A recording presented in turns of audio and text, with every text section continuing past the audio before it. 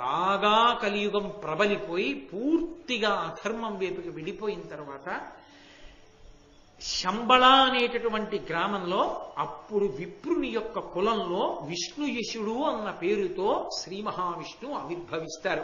అది కల్కావతారం. కల్కావతారం రాలేదు, కల్కావతారం వస్తుంది. ఆ అవతారం ఎప్పుడు వస్తుంది అంటే పురుషుడి ఆయుర్దాయం 16 ఏళ్లే అయిపోతుంది. ఏ పురుషుడు 16 ఏళ్లకి మించి బతకడం. అది కలియుగాంతపు లక్షణాలు. అందుకని ఇప్పుడు బెంగ పెట్టుకోవలసింది ఏం లేదు. ఇప్పటికీ వేదాన్ని నమ్ముకున్న వాళ్ళు ఉన్నారు, దేవాలయాలున్నాయి, ప్రవచనాలున్నాయి, ఉత్సవాలున్నాయి, పూజలున్నాయి, చక్కగా సేవలు జరుగుతున్నాయి. ఎన్నో దేవాలయాలు అద్భుతంగా ఉన్నాయి. వెంకటాచలం లేదా, శ్రీశైలం లేదా, ఎన్ని దేవాలయాలు అద్భుతంగా నిర్వహింపబట్టలేదు. కాబట్టి ఇప్పుడు అన్నీ ఉన్నాయని బెంగ పెట్టుకోవలసిన అవసరం లేదు. కానీ ఒక పురాణం చెప్పేటప్పుడు అందులో ఉన్న విషయాలు చెప్పడం నా కర్తవ్యం. మార్కండేయ మహర్షి చెప్తూ అంటున్నారు, సత్యం అనేటటువంటి దాన్ని విడిచిపెట్టేస్తారు. సత్యం అంటే ఈశ్వరుడే, ఇంకేం లేదు. అందుకే సత్యం జ్ఞానం అనంతం బ్రహ్మ అని పేరు ఆయనకి. సత్యం శివం సుందరం అని పర్యాయ పదాలు పరమేశ్వరుడికి. సత్యం అంటే ఏమిటో కాదు, పరమేశ్వరుడే. బాహ్యంలో సత్యం అంటే అబద్ధం ఆడకుండా ఉండడం. రెండూ వదిలేస్తారు. ఈశ్వరుడు ఉన్నాడని భయం ఉంటే కదండి అబద్ధం ఆడకుండా ఉండడం. అది లేదు కాబట్టి ఇది ఉండదు. కాబట్టి సత్యాన్ని విడిచిపెడతారు. సత్యాన్ని విడిచిపెట్టేసినటువంటి కారణం చేత ఆయుర్దాయం తగ్గిపోతుంది. భగవంతుణ్ణి పట్టుకోవడానికి దూరం అయిపోయారు కాబట్టి వశులైపోతారు మృత్యువుకి. ఆయుర్దాయం తగ్గుతుంది. ఆయువు తగ్గిపోతే చదువుకోవడానికి సమయం ఉండదు, మంచి విషయాలు తెలుసుకోవడానికి అవకాశం ఉండదు, విద్య తగ్గిపోతుంది. విద్య తగ్గిపోతే మోహం ఎక్కువైపోతుంది. మోహం ఎక్కువైపోతే లోభం ఎక్కువైపోతుంది. అవిద్యకి పర్యవసానం దాచుకోవాలన్న కోరిక పుడుతుంది, లోభం పుడుతుంది. లోభం చేత కామం పెరుగుతుంది. కామం వలన క్రోధం వస్తుంది. క్రోధము వలన వైరం పెరుగుతుంది. వైరము వలన ఒకడినొకడు పొడుచుకుంటాడు, చంపుకుంటాడు. ఈ చంపుకోవడంలో, ఈ క్రోధావేశాల్లో వాడి బిడ్డని వీడు, వీడి బిడ్డని వాడు వర్ణ సంకరాలు చేసుకుంటారు. వర్ణ మర్యాద ఉండదు.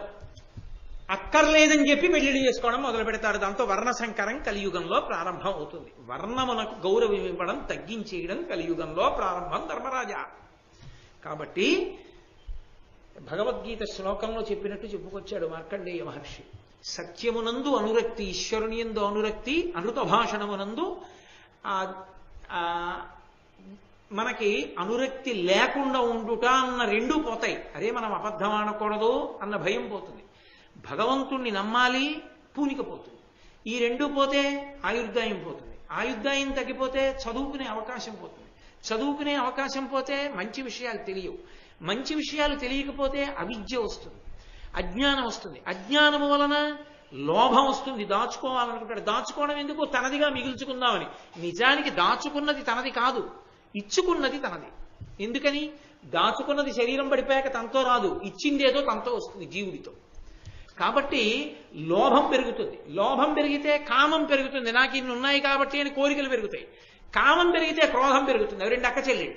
ఓ కోరిక పుడుతుంది, అది తీరకపోతే ఎవడి వల్ల తీరలేదో ఓ నేను ఎంచుకుని వాడి మీద కోపం మొదలు పెడతాడు. ఇక వాడితో గట్టి కోపం, దెబ్బలాట, కొట్టుకోవడం, చంపుకోవడం, చావడం, కక్షలు, కార్పణ్యాలు, నమ్మకాలు పోవడం, వర్ణ వ్యవస్థ శిథిలం అయిపోయి వర్ణ సంకరం అయిపోయి ఒక కులం వాడిని ఇంకో కులం వాడు వివాహం చేసుకోవడం మొదలు పెడతాడయా.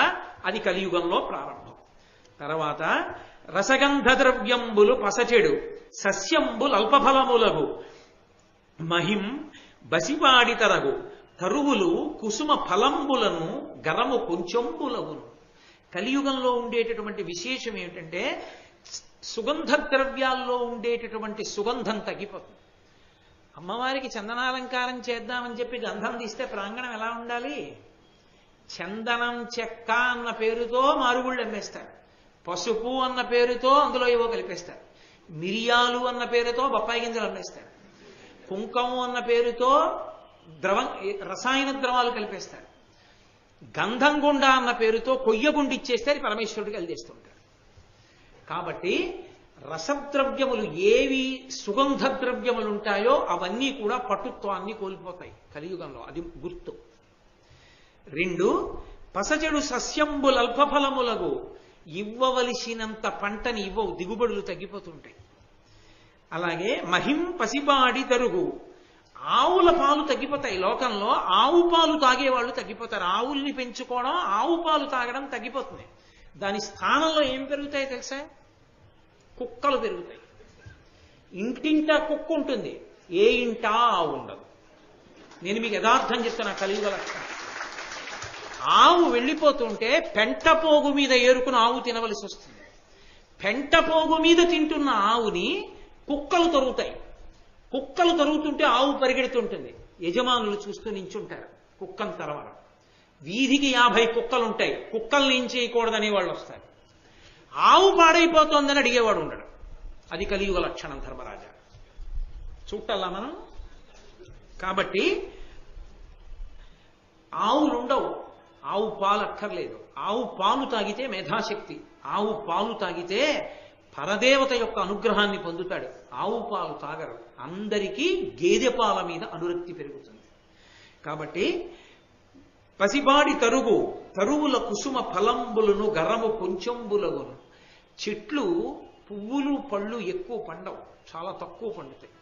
వసంత ఋతువు వచ్చిందనేటప్పటికీ మామిడి చెట్లకి కాయలు ఇలా వేలాడిపోతుండేవి. అసలు పూత మీద ఉండగానే ఓ రోజు రాజమండ్రి, ఓ రోజు పిఠాపురం, ఓ రోజు తుని, అలా గాలివానలు వచ్చి ఉన్న పిందెలన్నీ ఊడిపడిపోతుంటాయి. అసలు గట్టిగా 4 కాయలు దొరకవు, 4 పళ్ళు దొరకవు, పువ్వులు దొరకవు. ఎక్కడ పువ్వులు గట్టిగా పూజ చేసుకుందామంటే ఇన్ని పూలు దొరకడం గగనం. ఇంకా విచిత్రం ఏమిటంటే, ఎవడైనా పూల మొక్క వేసుకుంటే పొరపాటున ఆ పూల మొక్కకి పూసినటువంటి పువ్వుని చూసే అదృష్టం యజమానికి ఉండనే ఉండదు. ఎందుకంటే మార్నింగ్ వాక్ అని పేరెట్టుకుని ఓ ఊచ, దానికి ఓ వంపు, ఓ ప్లాస్టిక్ కవరు పట్టుకుని చీకట్లో బయలుదేరుతాడు. ఏమిటి వాడి మార్నింగ్ వాక్ అంటే, ఆ మొక్క వేసుకున్న యజమాని కొమ్మలు పైకుంటే పువ్వు, వీడి చెట్టు కాదుగా, వీడు పోయలేదుగా నీళ్లు, వీడిని జుత్తట్టుకు ఉంచితే తెలుస్తుంది వాడికి ఆ బాధ ఏమిటో. ఆ పైన ఇలా వేసి ఆ అంచు కొమ్మని కిందకి లాగేసి పళ పళ కొమ్మలు విరిగిపోతుంటే తెల్లవారకట్లా పువ్వులు కోసుకుని ప్లాస్టిక్ కవర్లో వేసి పట్టుకెళ్ళి ఈశ్వరుడికి పూజ చేస్తే ఎన్ని ఇళ్లలో దొంగతనం చేసి చెత్తేవరా అని పొంగిపోయి వీడికి వరాలు ఇస్తారు. కాబట్టి చెట్లకి పువ్వులుండవు, చెట్లకి కాయలుండవు, ఆ రోజులు వస్తాయి. పితృదైవత కార్యంబుల ఇతరేతర భక్తుల గుదురు. నేను యథార్థంగా చూశానండి ఈ విషయం, యథార్థంగా చూసా. ఒకసారి పితృదేవతలకి పెట్టవలసినటువంటి పిండాలు ఒకడికి పెట్టవలసిన పిండం ఇంకొకడు తినేయవలసిన అవసరం వస్తుంది. నేను ఒకసారి గై వెళ్ళాను. వెడితే గైలో పిండాలు వండి ఇస్తూ ఉంటారు. ఒక ఆయనకని ఇచ్చారు. ఆయన ఏదో సంకల్పం చెప్పాడు. చేతిలో ఎప్పుడు అంతఃశత్రువు ఒకటి ఉంటుంది కదా, సెల్ ఏదో మోగింది. అరే మధ్యలో లేచిపోవడం ఏమిట్రా, పితృపిండం పెడుతూ లేచిపోవడం ఏమిట్రా అని కూడా లేదు. ఆ ఫోన్ మాట్లాడడానికి వెళ్ళాడు. ఆవిడ దేనికో లేచింది. ఇంకొక ఆయన వచ్చి ఈ పిండాలు పట్టుకెళ్ళి ఆయన పెట్టేసుకున్నాడు. అంటే వీళ్ళ నాన్న తినగా మిగిలిన వాళ్ళ నాన్న తినేసాడు. అది చెప్తున్నారు, కలియుగంలో పితృపిండాలు అలా పెడతారు. ఏమీ శ్రద్ధ ఉండవు, పితృపిండాలు అలా పెడతారు. ఇంకా విచిత్రం ఏంటంటే, ఎల్ల ఎడల కుచ్చిత దేశ పాత్ర ప్రతియు వర్తించు. అది దేవాలయమా లేకపోతే తద్దినం పెడుతున్నాడా, మనం ఏ కార్యం మీద ఉన్నాం, ఎందుకు వచ్చాం, దాంతో సంబంధం ఏమి ఉండవు. దానికి విరుద్ధమైన పని ఏమి ఉంటుందో చేస్తుంటారు. చూడ్డానికి అసహ్యం వేస్తుంది. చెప్తున్నా నాకే రాదా? కాబట్టి ఎక్కడ ఎలా ఉండాలో అలా ఉండరు. ఓ పార్క్కి వెడితే చిన్నపిల్లలు అట్టుకుని వెళ్ళాలి. ప్రవచనాలకి ఎందుకు ముందరా? వాళ్ళు అరవరు, వాళ్ళకి ఏం తెలుసు పాపం, వాళ్ళు పసిపిల్లలు. ఎవరికి ఉండాలి ఆ బుద్ధి? పెద్దవాళ్ళకు ఉండాలి. అది ఆలోచన లేని వాళ్ళు సభలకు వస్తుంటారు. ఎక్కడ ఎలా ఉండాలో అలా ఉండరు. ప్రవచనం జరిగే చోటికి సెల్ ఫోన్, దాన్ని సైలెంట్లో పెట్టుకోవడం చేత కాదు, ఉండకపోతే అవమానం. ఉండాలి, మోగాలి, 10 మంది చూడాలి, సిగ్గుంటారు.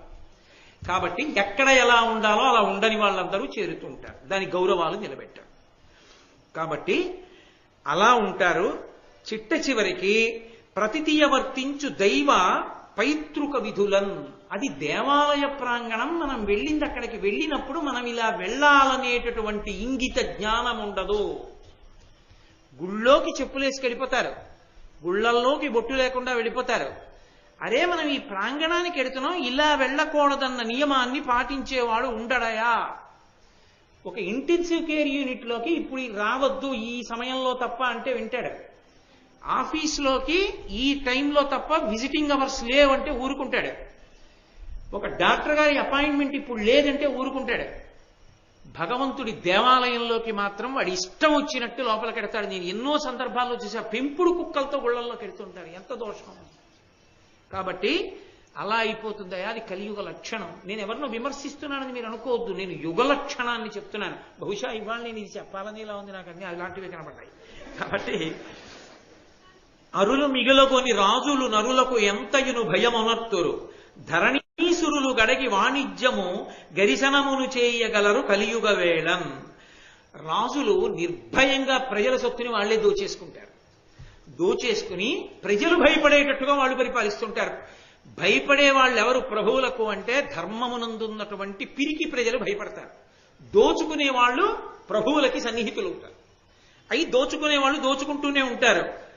ఆఖరికి ధరణీసురులు కడగి వాణిజ్యము గరిసన, మన బ్రాహ్మణులు వ్యాపారాలు మొదలు పెడతారు.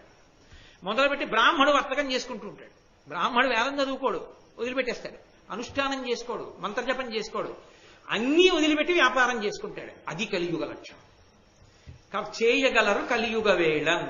అలాగే పాషండ దర్శన బహుళంబులయ్యడు వర్ణాశ్రమంబులు వసుమతీశ, తవిలి శరీరంబు దద్దయుబ్రోతురు పుణ్య ఫలంబులు బొంకులనుచు, కాలంబుతో కూడా కలుగవు వానలు పొల్లులై బీజముల్ ఒలిసిపోవు, క్రయ విక్రయంబుల కపటంబు తరచకు కడగి ఇల్లడ సొమ్ములడచికొండ్రు, సాధుచరితులైన జనులు దుర్గతుల రోగముల తెగులురు, అల్పకాలమునన పాపవరులు అగ్గు పరమాయువునను, అరోగతయు సిరియు పొందగాంతురెండు. ఎవడరా వేదం గురించి చెప్పింది? ఆ వేదం అవన్నీ ఉండవండి. ఓపిక ఉన్న కాడికి చేస్తామన్న వాళ్ళు ఎక్కువైపోతారు. అది విచిత్రం. బతికున్నన్నాళ్ళు వేదధర్మాన్ని నమ్మాలరా అనరు. ఓపికున్నంత వరకు అన్న మాట ఒకటి వస్తుంది కొత్తగా. ఓపికున్నంత వరకే ధర్మాన్ని పాటించు అంటే, నీకు ఎప్పుడు దాని మీద విసుగొస్తే అప్పుడు నువ్వు నాకు పసగట్లేదని వదిలేయచ్చు అని చెప్పేవాళ్ళు వస్తారు. అందుకని వర్ణాశ్రమములు నిలబడవు. శరీరము తవిని శరీరంబు తద్దయు ప్రోతురు పుణ్యఫలంబులు బొంకులనుచు. ఎవడు చెప్పాడు ఉపవాసం చేయమని? ఉపవాసము చేయనక్కర్లేదు అని చెప్పేవాళ్ళు ఎక్కువైపోతారు. ఎవడు చెప్పాడు ఆచారం అని చెప్పేవాళ్ళు ఎక్కువైపోతారు. ఎవరు చెప్పారు ఈశ్వరుడికి నైవేద్యం ఈశ్వరుడికి వండి పెట్టాలని? స్వీట్ స్టాల్లో ఓడి కొనేసుకోగా మిగిలిన కాజాలు తెచ్చి నైవేద్యం పెట్టించని చెప్పేవాళ్ళు వస్తారు. కాబట్టి ఇలాంటివన్నీ ప్రబలిపోతాయి లోకంలో. ఎక్కడ ఆచారం అన్న మాట ఉండదు. పుణ్యఫలాన్ని సంపాదించుకోవడానికి శరీరాన్ని కష్టపెట్టరు. ఎవరు ఆచారాన్ని పాటించడానికి కష్టపడరు. ఎవడు పడతాడు ఇవన్నీ అంటారు. వదిలిపెట్టేసి శరీరం సౌఖ్యంగా ఉంటే చాలు, అన్నీ అయిపోవాలి. శరీరం సుఖంగా ఉండాలి, పుణ్యాలన్నీ వచ్చేయాలి. అలాంటి కొత్త కొత్త మార్గాలన్నీ లోకంలోకి రావడం మొదలు పెడతాయి. దానికి తోడు కాలంబుతో కూడా కలుగవు వానలు. పడవలసినప్పుడు వాన పడదు, పడకూడనప్పుడు వానాగదు. అలాగే పుల్లులై బీజములు ఒలిసిపోవు. వ్యవసాయదారుడు విత్తనాలు అనుకుని వేస్తాడు, ఒక్క విత్తనం మొలకెత్తదు, అవన్నీ పొల్లు విత్తనాలే. అలాంటివి బయలుదేరుతాయి లోకంలో. క్రయ విక్రయంబుల కపటంబు తరచగు. అమ్మకంలో కొనుగోల్లో రెండిటిలోనూ మోసానికే ప్రాధాన్యం ఉంటుంది తప్ప త్రికరణ శుద్ధిగా వ్యాపారం చేస్తే నువ్వేం పైకొస్తావనేటటువంటి వ్యాపారాలే తయారవుతాయి. వ్యాపారం అంటే గడుసుతనమే. వ్యాపారం అంటే వ్యాపారంగా ఉండదు ఇహ కలియుగంలో. గడుసుతనం ఉన్నవాడే వ్యాపారం. మోసం చేస్తేనే వ్యాపారం చేయగలుగుతాడు. కడగి ఇల్లడ సొమ్ము లడచికొండ్రు. దోచుకుంటారు ఒకళ్ళొకడు. ఎవడికి ఎక్కువ మోసం చేయగలిగితే వాడు ఎక్కువ సంపాదించుకుంటాడు. సాధుచరితులైన జనులు దుర్గతుల రోగముల తెగుదురు. ధర్మాన్ని నమ్ముకున్నటువంటి వాడు దీర్ఘాయుష్మంతుడు కాడు. తక్కువ ఆయుర్దాయంలోనే రోగంతో శరీరం వదిలిపెట్టేస్తాడు. అన్నీ ఇప్పుడే అన్వయం కావని చెప్పాను మీకు నేను. ఇవన్నీ కొన్ని కలియుగాంతమునందు వచ్చేవి. అందుకని కంగారు పడిపోయి అయ్యి బాబాయ్ వద్దు, మనకి పుణ్యం వద్దు, ధర్మం వద్దని నిర్ణయాలకు రాకండి.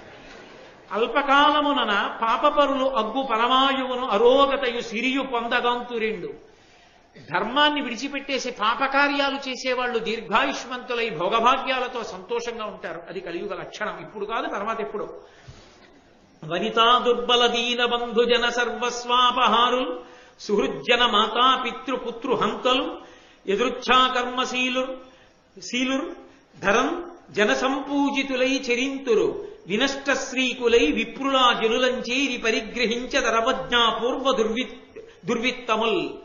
లోకంలో నిర్భయంగా తల్లిని చంపేసేవాడు, తండ్రిని చంపేసేవాడు, బంధువుల్ని చంపేసేవాడు, బిడ్డల్ని చంపేసేవాడు, ఎవణ్ణి ఎంత మోసమైనా చేసేసి వాడిష్టం వచ్చినట్టు వాడు ప్రవర్తించడమే తప్ప వాడి ప్రవర్తన ఒక శాసనానికి ఒక శాస్త్రానికి కట్టుబడినటువంటి జీవితం గడిపేటటువంటి వాళ్ళందరూ లోకంలో పెద్దవాళ్ళని కీర్తింపబడడం మొదలు పెడుతుంది. ఏ విధమైన సిగ్గు లజ్జ లేకుండా బ్రాహ్మణులు వెళ్ళి ఆశీర్వచనాలు చేసి మరీ డబ్బులు తెచ్చుకుంటారు. కోరి కోరి వెళ్ళి ఆశీర్వచనాలు చేస్తారు. వాళ్ళు వచ్చిపోనే ఆశీర్వచనాలు అడిగితే చేయడం కాదు, వీళ్లే పెడతారు, వెళ్ళి ఆశీర్వచనాలు చేస్తారు, చేసి డబ్బు తెచ్చుకుంటారు భయపడి, రేపు వాళ్ళ వలన జరగవలసిన ఉపకారాలు జరగవని. అది కలియుగ లక్షణం ధర్మరాజా.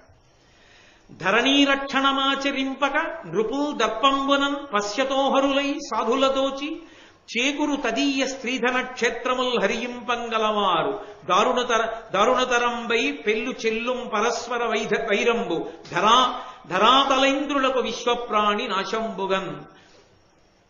క్షత్రియులైనటువంటి వారు, రాజులైనటువంటి వారు భూమిని పరిపాలించారు. వాళ్ళు అన్నీ విడిచిపెట్టేసి రాజ్య పరిపాలన, బలహీనుల్ని రక్షించడం ఇలాంటివన్నీ విడిచిపెట్టేసి సాధు పురుషుల్ని దోచుకోవడానికి వాళ్ళు కూడా సిద్ధపడిపోతారు. సిద్ధపడిపోయి వాళ్ళు కూడా అటువంటి పనులు చేయడం మొదలుపెట్టి స్త్రీని, ధనాన్ని, భూమిని, గోవుల్ని అన్నిటినీ అపహరించడం మొదలు పెడతారు. ఒకళ్ళకి వైరాలు పెరిగిపోతాయి. దానివల్ల విశ్వ ప్రాణి నాశనం జరుగుతుంది. ఎక్కడ చూసినా అభద్రతాభావమే. ఈ స్థలం నాది అని నమ్మకమే ఉండదు. ఎవడెవడికి రిజిస్టర్ చేసేస్తాడో తెలియదు. ఈ ఇల్లు నాది అని నమ్మకం ఉండదు. అద్దెకిస్తే పుచ్చుకున్నవాడు ఖాళీ చేస్తాడని నమ్మకం ఉండదు. కాబట్టి ఎవడు ఏది పొంది ఉన్నాడో తెలియదు. ఎవడు బాగా మోసం చేసి ధైర్యంగా నిలబడి కాపక్షానికి నిలబడగలడో వాడే యజమానవుతాడు. కలియుగంలో ఆ లక్షణాలు ప్రవర్తిస్తాయి. సుతుడు అవమానించు జనకుని, పతి అవమానించు భార్య, పడతులు పతులన్ మతి ఒండరువులు మెచ్చక సతతము జరిగింతురిష్ట సంచారములన్. కొడుకు తండ్రిని అవమానిస్తాడు. నాన్నగారికి ఏదైనా తెలియకపోతే, నాన్నగారండి ఆ విషయం నాకు తెలుసు నాన్నగారండి, నేను చేస్తాను, మీరేమీ కంగారు పెట్టుకోండి, కష్టపడి పెంచారు కదా, నన్ను ప్రయోజకుణ్ణి చేశారు కదా, నేను చూస్తాను నాన్నగారండి అని ధైర్యం చెప్పడం. మీకేం తెలుసు, మీరు నోరు ముసుగు కూర్చోండి, కృష్ణారామ అనుకోకూడదేంటి, అన్నిటికీ తగుదునమ్మా అని ఇంకా సలహా చెప్తారు, మీ రోజులు అనుకుంటున్నారా అంటాడు. తండ్రిని కొడుకు అవమానిస్తాడు. పతినవమానించు భార్య, భార్య నోరు విప్పితే భర్త పనికి మాలిన వాడని మాట్లాడుతుంటుంది తప్ప అసలు అలా అనకూడదు అన్న ఇంగిత జ్ఞానం భార్యకు ఉండదు.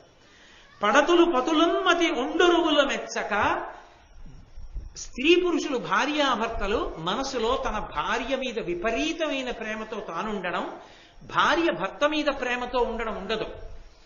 ఆవిడిష్టం ఆవిడిది, ఈయనిష్టం ఈయంది, అది ఎంతవరకునైనా కింద ప్రవర్తిస్తూ ఉంటారు. సతతము చెరియింతురిష్ట సంచారములను, ఎవరి ఇష్టాన్ని బట్టి వాళ్ళు సంచరిస్తారు.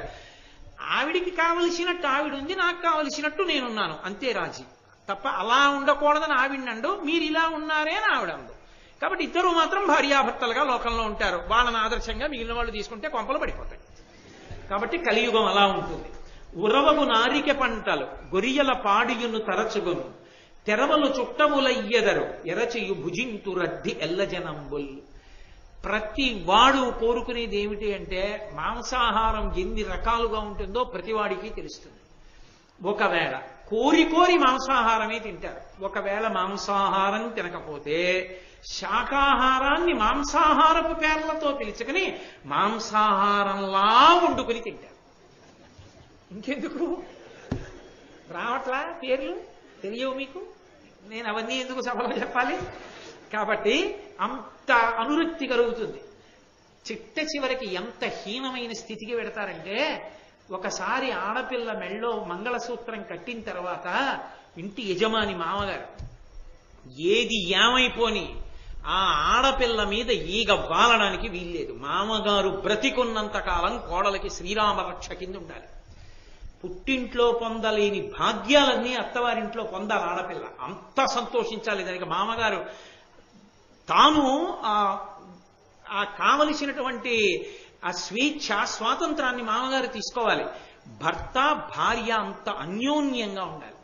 ఒకరి మనసులు ఒకరివై ఉండాలి. కానీ కలియుగంలో ఏమవుతుందంటే ధర్మరాజా, భార్య చెప్పడానికి నాకే కించిత్ సిగ్గుగా ఉంది, ఒక ప్రత్యేకమైనటువంటి భోగం కొరకు మాత్రమే ఆమె ఉపకరణం, ఆమెకి ఒక ప్రత్యేకమైన భోగము కొరకు ఆయన ఉపకరణం. ఇక మిగిలిన విషయాల్లో వాళ్ళ మనసులు కలవవు. ఆయన ఇష్టం అయింది, ఈవిడి ఇష్టం అయింది. కాబట్టి వాళ్ళిద్దరూ ఒక ప్రత్యేక భోగాన్ని పొందుతారు. దాని ఫలితంగా కొంతమంది పిల్లలు ఉంటారు తప్ప వాళ్ళు ఒకరి మనసులు ఒకరైన వారు కారు. భోగం కోసం కలిసి ఉంటారు. ఒక్కొక్కసారి అది కూడా గాడి తప్పుతారు. మంచి పంటలన్నీ అందరూ వదిలేస్తారు.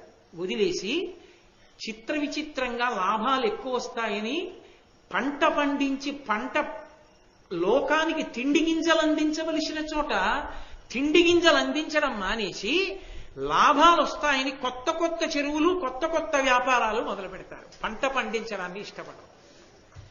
కొత్త రకాల పంటలు మొదలు పెడతారు. ఆ పంటలు వేయడం మొదలు పెడతారు. కాబట్టి అలాగే గొర్రెల పాడుయును తరచగొను. ఆవుల పాలు ఎవ్వరికీ ఎక్కర్లేదు. గొర్రె పాలు శ్రేష్టమని గొర్రె పాలు తాగే రోజులు వస్తాయి. ఎక్కడ చూసినా గొర్రెల పాలు అమ్ముతారు రాబోయే రోజుల్లో. కాబట్టి అలా ఉంటుంది. తాకట్టు ఏదైనా ఎవరైనా పెట్టారా ఇక ఆ తాకట్టు మళ్ళీ తిరిగి ఇచ్చేవాళ్ళు ఉండరు. తాకట్టు పెట్టిన వస్తువుని తనదిగా లాగేస్తాడు అవతలవాడు. కాబట్టి ఇలా ఉంటాయా 16 వర్షముల్ పరమాయువయ్యడు ధరణీశ కలియుగాంతమున వినవే. కలియుగాంతం దగ్గరికి వచ్చేసిందని గుర్తేమిటంటే పురుషుడి యొక్క గొప్ప ఆయుర్దాయం. చాలా కాలం బతికాడండి అని పేపర్లో ఫోటో వేయాలంటే 16 ఏళ్లు బతుకుతాడు. కాబట్టి 7-8 ఏండ్ల ప్రాయంబున ప్రజలుద్భవింతురు భామినులకు. మహా అయితే 7 తప్పితే 8 ఏళ్లకి పిల్లలు పుట్టడం మొదలవుతుంది ఆడపిల్లలకి. ద్రవ్య విహీనులై దాత యొక్కడు లేక అన్యోన్య తస్కరులు అగుదురెండు. దానం చేసేవాడన్నవాడు లేక దొంగతనం ఒక్కటే ఉంటుంది లోకంలో. ఎరిగెడు వారును ఎంతయు క్రూరులై చెనసి పాపంబు చేసెదరు సూవే. తెలుసున్నవాడు తెలియనివాడు ఎవడైనా సరే క్రూరత్వంతో పాపమే చేస్తూ ఉంటారు. అన్న విక్రయంబునురంతురు అఖిల జనులు. అందరూ అన్నాన్ని నమ్ముకుని బతకడం మొదలు పెడతారు. ప్రతి చోట ఎక్కడికి వెళ్ళండి అన్నాన్ని అమ్మడం ప్రారంభమవుతుంది. అతిథిని పిలిచి అన్నం పెట్టే వాళ్ళు ఉండరు. ఆఖరికి పసిపిల్ల తినే అన్నానికి కూడా వెలకట్టి అమ్ముతారు. బేబీ మీల్ అని వింటారా? అలా ఏమీ తెలియనట్టు నేనే చెప్తున్నట్టు చూస్తారే. కాబట్టి అన్న విక్రయమునంతరు అఖిల జనులు వేద విక్రయులగుదురు విప్రవరులు. వేదాన్ని నమ్మేస్తారు బ్రాహ్మణులు. పణ్యయోనులయగుదురు పద్మముఖులు. బాగా అందంగా ఉన్న ఆడది అంటే ఎంత ఎక్కువ డబ్బిస్తే అంత తక్కువ బట్ట ఒంటి మీద ఇంచుకొని మానాన్ని నమ్ముకుంటుంది. అంతకన్నా ఇక చెప్పడం నాకు సాధ్యం కాదు. అంత మర్యాదతో మాట్లాడాలో వేదిక మీద కూర్చున్నప్పుడు. కాబట్టి చాలు. కష్టతరమైన ఎక్కలి కాలవేళ. కలికాలంలో అంత కష్టతరంగా ఉంటాయి జీవితాలు. నిస్సిగ్గుగా ప్రవర్తిస్తుంటారు జనులు. శృతి ధర్మంబు. ఈ పద్యానికి నేను వ్యాఖ్యానం చెయ్యను అసలు. మీరు ఆ పద్యం చదువుతుంటే మీరు పట్టేసుకోగలుగుతారు.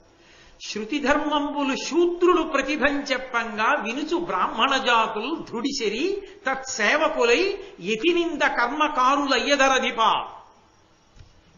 నేను ఇంకెందుకు చెప్పాలి, మీకు అర్థమైపోయి ఉంటుంది. కాబట్టి వ్యాఖ్యానమే చెయ్యక్కర్లేదు. మీరు రోజు వింటున్నవి చూస్తున్నవేగా. శృతి ధర్మంబులు శూద్రులు ప్రతిభం చెప్పంగా వినుచు బ్రాహ్మణ జాతులు ధృతి చెడి తత్సేవకులై యతి నిందిత కర్మకారులయ్యదరధిప. గురుకొనియాడడు శిష్యుడు గురుడును శిష్యునిడ వంచకుండగు. మది ఒండరులు ఒల్లరు బంధువులు పారిబొరి గరవులకు ప్రజకు పొడమును భయములు. గురువు గారిని శిష్యుడు పొగడ్డు, శిష్యుణ్ణి గురువు ప్రేమగా చూడడం. ఒకళ్ళ మీద ఒకళ్ళకి మనసులో ప్రేమ ఉండదు. బంధువులంటే ఎవ్వరికీ ఇష్టం ఉండదు. ఎక్కడ చూసినా ఎవరు చూసినా భయంతో ఉంటారు, అభద్రతాభావంతో ఉంటారు. ఉన్నది ఉంటుందా లాగేసుకుంటారా ఈ భయంతోనే ఉంటారు. నాకున్నది ఉంటుంది అన్న ధైర్యంతో ఎవరు ఉండరు కలియుగంలో. ఇప్పుడే వచ్చిందని నేను చెప్పట్లేదు. రాబో కాలంలో అంటే కొంత ఊరట కదూ. కాబట్టి దేవతాయతనంబులున్ జగతీసురావసధంబులున్ పావనాశ్రమ భూములున్ చెడి పాడగున్ శుభవృక్షవల్లీ వనంబులు నాశముందు కలి ప్రచారమునందు దుస్త్రీ విహారము మద్యపానము చెల్లు బెల్లుగా నెల్లడం. కలియుగం బాగా ఎక్కువ అవుతోంది కలి ప్రభావం అని గుర్తు ఏమిటంటే దేవాలయాలు పాడుబడిపోతాయి. దేవాలయ ప్రాంగణాలు పెద్ద పెద్ద ప్రాంగణాల్లో ఉన్న దేవాలయాల్లో తుడిచేవాళ్ళు మొక్కలు వేసేవాళ్ళు, వాటికి నీళ్లు పోసేవారు, పువ్వులు కోసి దండగుచ్చి దేవుడికి ఇచ్చేవాళ్ళు ఉండరు. పెద్ద పెద్ద ముళ్ల కంపలతోటి డొంకలతోటి దేవాలయ ప్రాంగణాలు పెరిగిపోతే ఆ దేవాలయ అర్చకులు ఆ డొంకల్లోనే ఇల్లు కట్టుకుని గుడిని నమ్ముకున్నందుకు వాసం చేస్తూ ఉంటారు. ఆయన్ని పట్టించుకునేవాడు ఉండడు, గుడిని పట్టించుకునేవాడు ఉండడు.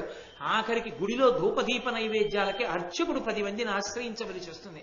అయ్యా మీరేమైనా ఇస్తే దీపం పెడతానండి గుళ్ళో అని అడిగే రోజులు వస్తాయి. జగతీసురావసధంబులు, వేదం చదువుకున్నటువంటి బ్రాహ్మణులకు ఇచ్చినటువంటి అగ్రహారాలు కొల్లగొట్టబడతాయి, బలవంతంగా లాక్కోబడతాయి. పావనాశ్రమ భూములను చెడి పాడగున్, ఆశ్రమ ప్రాంగణాలన్నీ కూడా చెడిపోయి పాడైపోతాయి. ఇవాళ లేవు. ఎన్ని చోట్ల ఎన్ని ఆశ్రమ ప్రాంగణాలు ఎంత అసహ్యకరంగా తయారైపోయాయో. శుభవృక్షవల్లీ వనంబులు నాశముందు, శుభప్రదమైనటువంటి ఫలితాలిచ్చేటటువంటి చెట్లని తీగల్ని నిర్దాక్షిణ్యంగా నరికేస్తారు. ఆ చెట్లు ఉండవు. కలి ప్రచారమునందు దుస్త్రీ విహారము మద్యపానము చెల్లు బెల్లుగా నెల్లడం. ఎక్కడ చూసినా లోకంలో ఇద్దరి గురించే చెప్పబడుతుంది. దుస్త్రీ విహారము, అందగత్తె అయిందా అంతే, ఆమె వ్యాపారానికి సిద్ధమైపోయింది అయిపోతుంది. అదే లోకంలో ఎప్పుడూ చర్చింపబడుతూ ఉంటుంది. అవే ఎక్కువగా కనపడుతుంటాయి. మద్యపానం, సందుకి 4 అవే ఉంటాయి. కాబట్టి మద్యపానం, చెల్లు బెల్లుగా నెల్లడం, కలి ప్రభావం ఎక్కువైపోతోందని గుర్తు ఏమిటి అంటే అలాంటి లక్షణాలన్నీ వస్తాయి. ధర్మరాజా, ధర్మం గురించి అడిగేవాడు, ధర్మ ప్రచారం చేసేవాడు, ధర్మాన్ని స్థాపిద్దామనేవాడు ఉండడు. లోకం అలా తయారైపోతుంది క్రమంగా. ఆ సమయంలో ఇక బాగా కలియుగం ప్రబలిపోయి పూర్తిగా అధర్మం వైపుకి వెళ్ళిపోయిన తర్వాత శంబళ అనేటటువంటి గ్రామంలో అప్పుడు విప్రుని యొక్క కులంలో విష్ణుయశుడు అన్న పేరుతో శ్రీ మహావిష్ణువు ఆవిర్భవిస్తారు. అది కల్కావతారం. కల్కావతారం రాలేదు, కల్కావతారం వస్తుంది. ఆ అవతారం ఎప్పుడు వస్తుంది అంటే పురుషుడి ఆయుర్దాయం 16 ఏళ్లే అయిపోతుంది. ఏ పురుషుడు 16 ఏళ్లకి మించి బతకడం. అది కలియుగాంతకు లక్షణాలు. అందుకని ఇప్పుడు బెంగ పెట్టుకోవలసిందేం లేదు. ఇప్పటికీ వేదాన్ని నమ్ముకున్న వాళ్ళు ఉన్నారు, దేవాలయాలున్నాయి, ప్రవచనాలున్నాయి, ఉత్సవాలున్నాయి, పూజలున్నాయి, చక్కగా సేవలు జరుగుతున్నాయి. ఎన్నో దేవాలయాలు అద్భుతంగా ఉన్నాయి. వెంకటాచలం లేదా, శ్రీశైలం లేదా, ఎన్ని దేవాలయాలు అద్భుతంగా నిర్వహింపబట్టలేదు. కాబట్టి ఇప్పుడు అన్నీ ఉన్నాయని బెంగ పెట్టుకోవలసిన అవసరం లేదు. కానీ ఒక పురాణం చెప్పేటప్పుడు అందులో ఉన్న విషయాలు చెప్పడం నా కర్తవ్యం, అందుకు చెప్పాను. కాబట్టి మీరు బెంగ పెట్టుకోక్కర్లేదు. ఇప్పుడే అన్నీ ఏవో వచ్చేసాయి అనుకోక్కర్లేదు. కొన్ని వచ్చాయన్నది రాదు, నేను దాచకూడదు. కాబట్టి ఆ విష్ణుయశుడు అన్న పేరుతో అప్పుడు వస్తాడు కల్కి అవతారం. ఆయన పుడుతూనే ఆయనకి సకల శాస్త్రములు వేదములు ఆయనకి భాషిస్తాయి. ఆయన ఈ జగత్తుకి సార్వభౌముడు అవుతాడు. అయి దుష్టులందరినీ నిర్మూలిస్తాడు. అప్పుడు కలియుగాంతమునందు కృతయుగం ప్రారంభమవుతుంది. ధర్మము 4 పాదముల మళ్ళీ నడుస్తుంది. కృతయుగం ప్రారంభం అవగానే కల్కి అవతారం అశ్వమేధయాగాన్ని చేస్తుంది. అక్కడతో కృతయుగం ప్రారంభం. కాబట్టి ధర్మరాజా, యుగాలు ఎలా ఉంటాయి, ప్రళయం ఎలా ఉంటుంది అని అడిగావు కదూ. ఇన్ని యుగాలు చూసిన వాణ్ణి కనుక రాబోయేది కలియుగం కనుక ఆ కలియుగం ఎలా ఉంటుందో కూడా నీకు చెప్పాను. ఒంటిపాదం మీదే ధర్మం ఉంటుంది అన్నాను కాబట్టి దాని లక్షణం ఎలా ఉంటుందో నీతో చెప్పాను.